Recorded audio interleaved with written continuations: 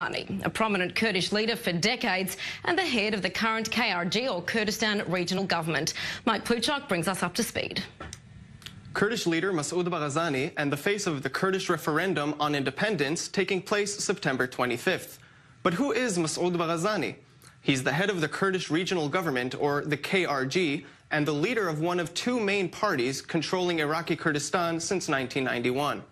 Barzani was born in 1946 in Mahabad, Iran. His late father, Mustafa Barzani, was a highly admired figure of the Kurdish national movement.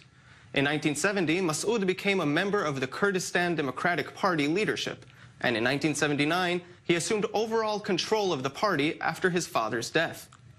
The 1991 Gulf War and the Kurdish rebellion that followed ushered in a new phase in the Kurdish political life.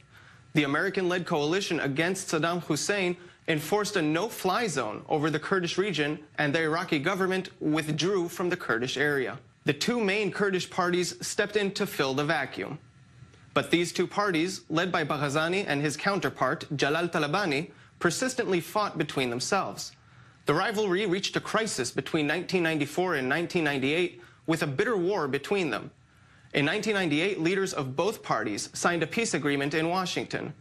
The result was the division of Iraqi Kurdistan into two regions administered separately by the two parties. Barzani's KDP in the north and Talabani's PUK in the south. That all changed after the second U.S. invasion of Iraq in 2003. Faced with an emerging new reality, the KDP and PUK joined forces into a regional government. And in 2005, Barzani was elected president of a unified Iraqi Kurdistan.